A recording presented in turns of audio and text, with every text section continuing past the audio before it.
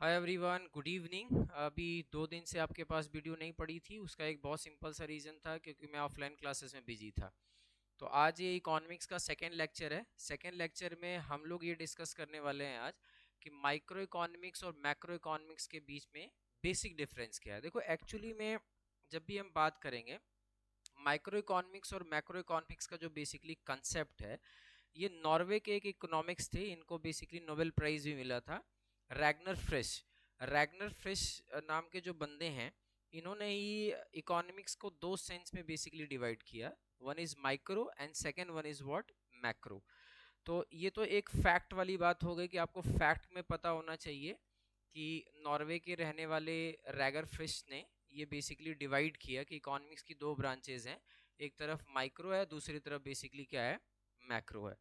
अब लेकिन यहाँ पे थोड़ा सा हम इनके बारे में भी जानते हैं। देखो, यही एक ऐसा बंदा है, यही एक ऐसा इकोनॉमिक्स है जो सबसे पहली बार इकोनॉमिक्स को इकोमेट्रिक सेंस में यूज कर रहा है। देखो, इकोमेट्रिक सेंस का मतलब यहाँ पे क्या हुआ, इकोमेट्रिक सेंस का मतलब ये हुआ कि अगर आपको इकोनॉमिक्स को समझना है तो इन्होंने इकोनॉमिक्स को समझाने के लिए स्टैटिकल और मैथमेटिकल चीज़ों का बेसिकली क्या किया, यूज किया। और इसी वजह से ये बेसिकली फेमस है। 1933 में इन्होंने इकोनॉमिक्स की दो ब्रांचेस को बेसिकली क्या किया, डिवाइड किया। अब थोड़ा सा हम समझते हैं कि माइक्रो इकोनॉमिक्स और मैक्रो इकोनॉमिक्स के बीच में बेसिक डिफरेंस क्या है। तो जब भी हम माइक्रो इकोनॉमिक्स और मैक्रो इकोनॉमिक्स के बीच में डिफरेंस की बात करते हैं, तो माइक्रो इकोनॉमिक्स और मैक्रो इकोनॉमिक्स के बीच में जो डिफरेंस है, आप ऐसे समझो, बहुत सिंपल लैंग्वेज में समझो कि आप ऐसे समझो कि जैसे मान लो कि हमने आपके सामने एक एग्जांपल रखा फॉरेस्ट, और दूसरा एग्जांपल हमने आपके सामने रखा ट्री। तो जब भी हम फॉरेस्ट की बात करते हैं तो फॉरेस्ट का क्या मतलब है, बहुत सारे पेड़ से मिलके ही तो जंगल बनता है, ठीक है। तो जब हम एक पेड़ की बात करेंगे, whenever we talk about only single tree, तो that is a micro economics. वही बेसिकली क्या है, माइक्रो इकोनॉमिक्स है। लेकिन जब भी हम थोड़ा सा बड़ा पिक्चर लेंगे, जब भी हम माइक्रो इकोनॉमिक्स की बात करेंगे, तो माइक्रो इकोनॉमिक्स का सिंपल सा मतलब है कि हम केवल एक पेड़ की बात कर रहे हैं। Just we are talking about only one tree. हम एक ट्री की बात कर रहे हैं। अब इसको मैं आपको इजी लैंग्वेज में भी समझाऊंगा, ठीक है। तो अब यहाँ पे अगर हम मैक्रो इकोनॉमिक्स की बात करें, तो मैक्रो इकोनॉमिक्स का बहुत सिंपल सा मतलब है कि हम बहुत सारे पेड़ की बात कर रहे हैं। We are talking about forest. जब भी हम फॉरेस्ट की बात कर रहे हैं तो वो मैक्रो इकोनॉमिक्स है। ये बहुत इजी और बहुत ही सिंपल डेफिनेशन है कि माइक्रो इकोनॉमिक्स और मैक्रो इकोनॉमिक्स में मेन डिफरेंस क्या है। कि माइक्रो इकोनॉमिक्स जो है, जैसे मान लो कि अगर मैं इस चीज को आपको एक एग्जांपल से समझाऊं, तो एग्जांपल से समझाने के लिए मैं एक छोटा सा स्लाइड लेता हूं, और उस स्लाइड में आपको एक जनरल सी चीज बताता हूं कि जैसे मान लो कि हमने एक एग्जांपल लिया। एग्जांपल लेने के लिए हमने ये कहा कि यहाँ पे हमने दो लाइन डिवाइड कर ली। एक साइड में हमने लिखा माइक्रो और दूसरे साइड में हमने लिखा मैक्रो, ठीक है, MACRO, ठीक है। तो अब हमने यहाँ पे ये बोला कि टाटाज कंपनी सेल, ठीक है, टाटाज कंपनी सेल, ठीक है। और फिर हमने यहाँ पे एग्जांपल लिया कि अनएम्प्लॉयमेंट इन इंडिया। तो देखो, अनएम्प्लॉयमेंट इन इंडिया का मतलब क्या हुआ कि हम एक बहुत बड़े पिक्चर की बात कर रहे हैं। हम एग्रीगेट चीजों की बात कर रहे हैं कि भारत में गरीबी क्या है, भारत में बेरोजगारी क्या है, ठीक है। साथ ही साथ भारत में महंगाई का क्या स्तर है। तो whenever we talk about the inflation of India, whenever we talk about the unemployment of India, whenever we talk about the poverty in India, what is a growth rate of India, तो ये जो सारी चीजें हैं हम एक बड़े picture में ले रहे हैं। तो जब भी हम किसी चीज को एग्रीगेट लेते हैं, एग्रीगेट का मतलब क्या है, एज अ टोटल लेते हैं या एज अ होल लेते हैं, तो उसको हम मैक्रो इकोनॉमिक्स कहते हैं। लेकिन जहां पर भी हम इंडिविजुअल की बात करेंगे, आई का मतलब यहाँ पे क्या है, जब भी हम स्पेलिंग लिखते हैं तो हम क्या लिखते हैं, MICRO। तो आई का मतलब यहाँ पे क्या हुआ, हम इंडिविजुअल बात कर रहे हैं। तो जब भी हम इंडिविजुअल बात करेंगे तो इंडिविजुअल का मतलब हुआ कि माइक्रो, और जब भी हम एग्रीगेट बात करेंगे या टोटल बात करेंगे तो that is called what, macro economics. That is a basic difference between micro and macro. This thing, जो ये चीज है, इसका जो क्रेडिट है वो रैगनर फ्रिश को जाता है। और रैगनर फ्रिश ही एक ऐसा बंदा है जो पहली बार क्या कर रहा है कि इकोनॉमिक्स को एक इकोमेट्रिक सेंस में आपको समझा रहा है, जहां पर वो स्टैटिक्स, मैथमेटिक्स, इन सारी चीजों को क्लब कर रहा है इकोनॉमिक्स में। और 1993 में उन्होंने क्या किया कि माइक्रो और मैक्रो की दो ब्रांचेस बेसिकली क्या कर दी, डिवाइड कर दी इकोनॉमिक्स में। तो जब भी हम किसकी बात करेंगे, जब बहुत बड़ी बात करेंगे तो वो मैक्रो होगा, और जब भी हम छोटी बात करेंगे तो वो माइक्रो होगा। अब सबसे बड़ा प्रॉब्लम क्या होता है, हर स्टूडेंट के दिमाग में ये होता है कि हर चीज का डेफिनेशन उसके दिमाग में होना चाहिए। जब उसके दिमाग में डेफिनेशन जब तक घुसेगा नहीं, तब तक उसको ये बात समझ में नहीं आएगी, ठीक है।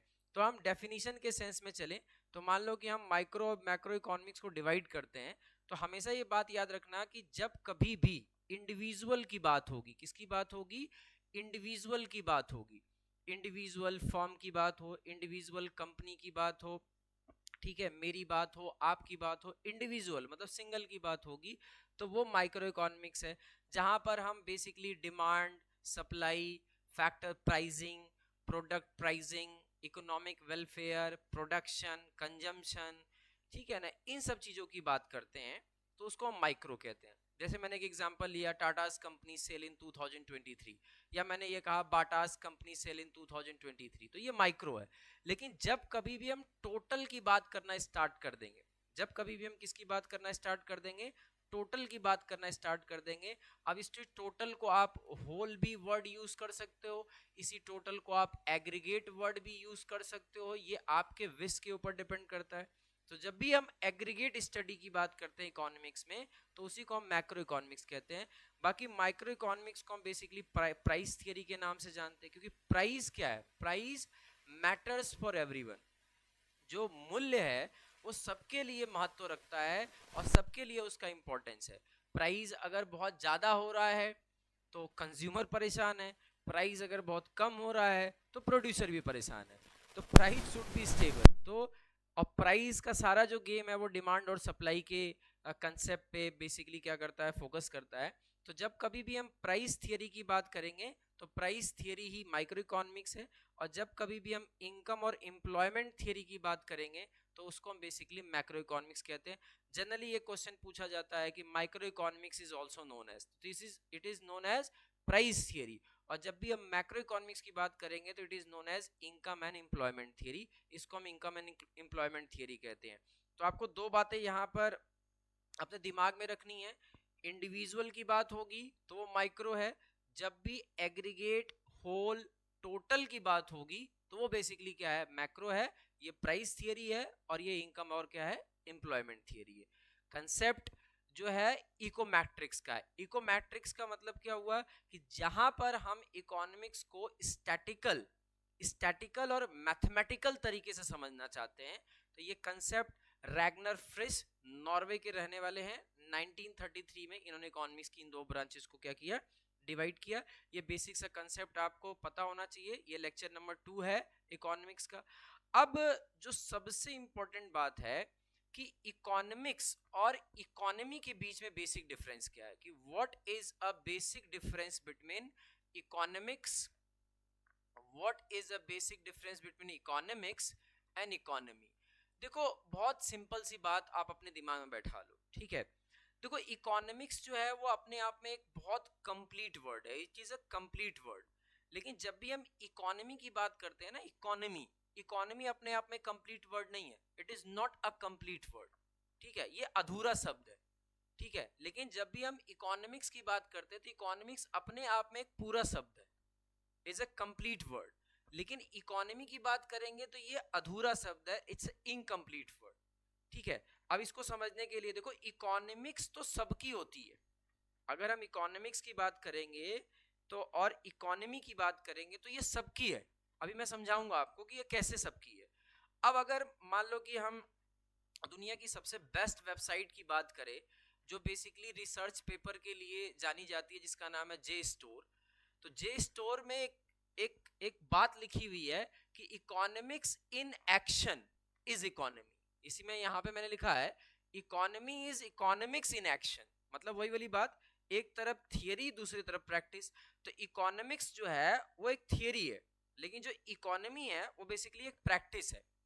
जैसे हमने ये बात कह दी कि मान लो कि अगर हमने कोई चीज ऊपर फेंकी और नीचे गिरी तो that is a theory of gravity. लेकिन अगर हमने प्लेन चलाया, अगर प्लेन उड़ाया, तो दैट इज एप्लीकेशन। तो वही चीज यहाँ पे भी अप्लाई होती है कि economy is economics in action, कि इकोनॉमी जो है वो अपने आप में एक अधूरा शब्द है, लेकिन जो इकोनॉमिक्स है वो अपने आप में एक पूरा शब्द है। और जब भी इकोनॉमिक्स एक्शन में होता है तो उसी को हम इकोनॉमी कहते हैं। मतलब क्या हुआ कि इकोनॉमी एक एप्लीकेशन है। इकोनॉमी तो देखो सबकी है। इकोनॉमी की अगर हम बात करें तो किसी देश की भी इकोनॉमी है, ठीक है। मतलब अमेरिका की बात करें, कनाडा की बात करें, इंडिया की बात करें, चाइना की बात करें, रशिया की बात करें, सबकी अपनी एक इकोनॉमी है। इकोनॉमी जो है एक कंपनी की भी है।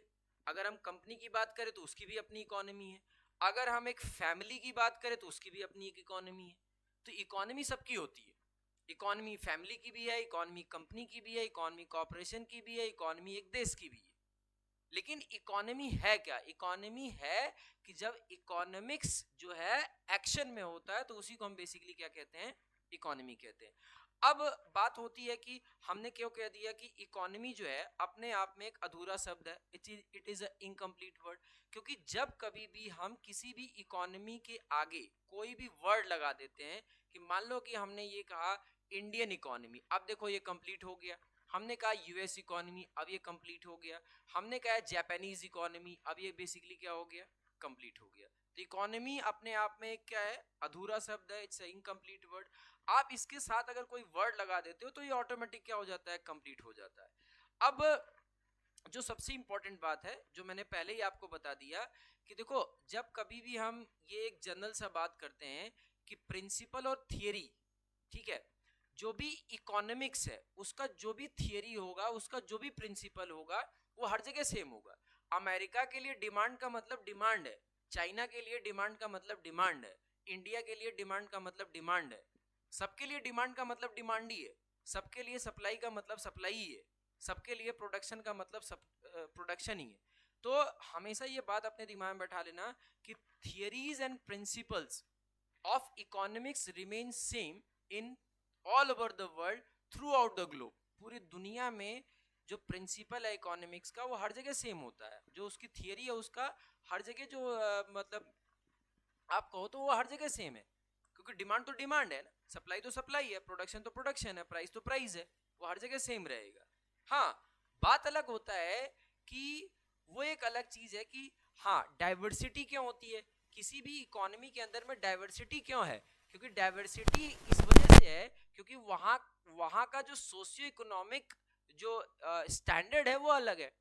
अब इंडिया का लिविंग स्टैंडर्ड अलग है, अमेरिका का लिविंग स्टैंडर्ड अलग है, इंडिया का लिविंग स्टैंडर्ड अलग है, जापान का लिविंग स्टैंडर्ड अलग है, इंडिया का लिविंग स्टैंडर्ड अलग है, चाइना का लिविंग स्टैंडर्ड अलग है। इसीलिए आपको जब एप्लीकेशन वाली चीज पे जब जाते हो या जब आप अप्लाइड स्टडी पे जाते हो तो आपको वहां पे थोड़ी सी डाइवर्सिटी दिखाई देती है। वो डाइवर्सिटी क्यों दिखाई दे रही है? क्योंकि सोशियो इकोनॉमिक जो चीजें हैं वो अलग अलग है। हर जगह की जो सोशियो इकोनॉमिक चीजें हैं वो अलग अलग है, इसलिए आपको वहां पे डाइवर्सिटी दिखाई दे रही है। तो ये आपको अपने दिमाग में बहुत अच्छे तरीके से बैठा लेना है कि economics is a complete word, economy is a incomplete word. ठीक है, इकोनॉमी हर जगह की अलग अलग हो सकती है। इकोनॉमी तो सबकी है, कंपनी की है, फैमिली की है, कॉरपोरेशन की है, देश की है, सबकी अपनी अपनी इकोनॉमी है। लेकिन जो एक्शन है, जो एप्लीकेशन है, वो बार बार चेंज क्यों हो रहा है? वो बार बार इसलिए चेंज हो रहा है क्योंकि वहां का जो सोशियो इकोनॉमिक स्टैंडर्ड है वो अलग है। जब किसी जगह का सोशियो इकोनॉमिक स्टैंडर्ड अलग होगा तो भाई एक्शन भी वहां का क्या होगा? अलग होगा। ये बहुत बेसिक सा आपको अपने दिमाग में बैठा के रखना है, ठीक है।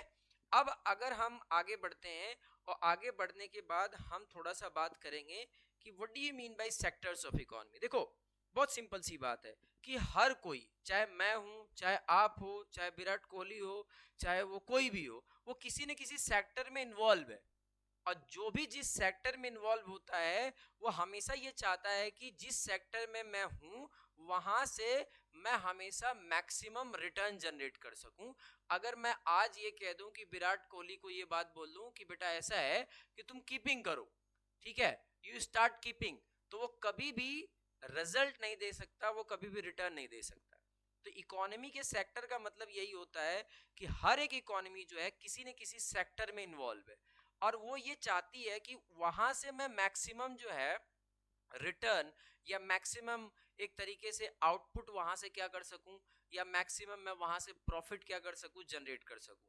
तो जब भी हम सेक्टर्स ऑफ इकोनॉमी की बात करते हैं तो सेक्टर्स ऑफ इकोनॉमी जो है, और ये भी आपको बहुत अच्छे तरीके से याद रखना है कि किसी भी इकोनॉमी में जिस सेक्टर का डोमिनेंस होगा, कि अगर हम ये कहें कि अमेरिका एक इंडस्ट्रियल इकोनॉमी है, या हम ये कहें कि चाइना एक इंडस्ट्रियल इकोनॉमी है, या हम ये कहें कि इंडिया एक सर्विस इकोनॉमी है, तो इसका मतलब ये हुआ कि भाई यहाँ पे सर्विस सेक्टर का कंट्रीब्यूशन ज्यादा है, इसलिए हम इंडियन इकोनॉमी को सर्विस सेक्टर के अकॉर्डिंग क्या कहते हैं कि हम ये बताते हैं कि यहाँ पे सबसे ज्यादा जो डोमिनेंस है वो सर्विस सेक्टर का। यही बात अगर हम अमेरिका में जाएंगे तो हम कहेंगे कि वहां पे जो डोमिनेंस है वो इंडस्ट्रीज का है। यही बात अगर हम चाइना में जाएंगे तो हम ये बात बोलेंगे कि वहां पर जो डोमिनेंस है वो बेसिकली किसका है, इंडस्ट्रीज का है। अब आप उसको मैन्युफैक्चरिंग सेक्टर बोल लो, चाहे आप उसको इंडस्ट्रियल सेक्टर बोल दो, क्योंकि मैन्युफैक्चरिंग और इंडस्ट्री दोनों में कोई फर्क नहीं है, केवल नाम का फर्क है, ठीक है। तो हमेशा याद रखना कि सब कोई, जैसे हम और आप किसी सेक्टर में इन्वॉल्व हैं और हम किसी सेक्टर से कोई आउटपुट लेना चाहते हैं, मैक्सिमम रिटर्न जनरेट करना चाहते हैं, उसी तरीके से दुनिया की जो इकोनॉमी होती है वो किसी न किसी सेक्टर पे क्या होती है, बेस्ड होती है। और हमेशा वो इकोनॉमी ये चाहती है कि हम उस सेक्टर से अपना रिटर्न जनरेट कर सके। अगर हम इंडस्ट्री से कह रहे हैं तो हम ये कह देते हैं कि भाई वहां पर इंडस्ट्री का डोमिनेंस ज्यादा है। अगर सर्विस है तो हम कह देते हैं कि वहां सर्विस का डोमिनेंस ज्यादा है। अगर प्राइमरी है तो हम बोल देते हैं कि वहां पे प्राइमरी का डोमिनेंस ज्यादा है। तो ये बात आपको थोड़ा बेसिक जो है वो जरूरी है, क्योंकि without base there is no building. क्योंकि अगर आपका बेस स्ट्रांग नहीं होगा तो कभी भी आप अपनी बिल्डिंग को स्ट्रांग नहीं कर सकते हो। B is equal to B, ये हमेशा अपने दिमाग में बैठा लेना। कोई भी सब्जेक्ट आप अपना पढ़ रहे हो ये आपके इच्छा, आपके डिजायर के ऊपर डिपेंड करता है, whatever you are reading. लेकिन सबसे मेन चीज होती है कि जो भी चीज आप पढ़ रहे हो उसमें आपका बेस स्ट्रांग होना चाहिए। जब तक आपका बेस स्ट्रांग नहीं होगा तब तक आप उस सब्जेक्ट को अच्छे तरीके से समझ नहीं सकते हैं। अब बात करते हैं कि इकोनॉमी के सेक्टर्स। तो देखो इकोनॉमी के सेक्टर्स जो है, एक तो देखो अगर हम एक्टिविटी के हिसाब से बात करें तो वो अलग है, अगर हम वर्क कंडीशन के हिसाब से बात करें तो वो अलग है, अगर हम ओनरशिप के हिसाब से बात करें तो वो अलग है। इसमें से जो सबसे मेन है वो एक्टिविटी नेचर है। कौन सा नेचर है, एक्टिविटी नेचर है। तो एक्टिविटी नेचर के हिसाब से तो पहला प्राइमरी है, दूसरा सेकेंडरी है, तीसरा टर्सरी है। अब टर्सरी को ही आप सर्विस बोलते हो, सेकेंडरी को ही आप इंडस्ट्रियल बोलते हो, या सेकेंडरी को आप मैन्युफैक्चरिंग बोलते हो, और प्राइमरी को आप बेसिकली हमेशा कोरिलेट करते हो एग्रीकल्चर से। और इसके बाद ये कुछ नई चीजें हैं, एक तो है क्वाइंट्री और दूसरा है क्वाइनरी। तो ये भी जो है अगर हम क्वाइंट्री और क्वाइनरी एक्टिविटीज या क्वाइनरी सेक्टर या क्वाइंट्री सेक्टर की बात करें तो एक तरीके से ये सर्विस सेक्टर के ही सब पार्ट है, हम डिस्कस करेंगे आगे। बाकी वर्क कंडीशन के हिसाब से अगर हम बात करेंगे तो वर्क कंडीशन के हिसाब से एक ऑर्गेनाइज सेक्टर है, एक अनऑर्गेनाइज सेक्टर है। अब आप इसी अनऑर्गेनाइज सेक्टर को बेसिकली आप इनफॉर्मल बोलते हो, और ऑर्गेनाइज सेक्टर को आप बेसिकली क्या बोलते हो, फॉर्मल सेक्टर बोलते हो। और जब कभी भी हम एसेट ओनरशिप के हिसाब से आएंगे तो एसेट ओनरशिप के हिसाब से जो है दो मेन चीजें हैं, एक तो है आपका पब्लिक सेक्टर और दूसरे नंबर पे आपका प्राइवेट सेक्टर। तो हम क्या करते हैं कि जब भी हम सेक्टर के हिसाब से बात करेंगे कि जो कोई भी जो इकोनॉमी है वो कितने सेक्टर्स में डिवाइड है, तो पहले एक्टिविटी के हिसाब से देखेंगे, फिर हम वर्क कंडीशन के हिसाब से देखेंगे, फिर हम एसेट ओनरशिप के हिसाब से देखेंगे। तो ये जितने भी सेक्टर्स हैं इनके बारे में मैं नेक्स्ट वीडियो में आपको बताऊंगा कि इन सेक्टर्स का बेसिकली मतलब क्या है। Thanks for watching me, this is Vivek Singh, bye bye.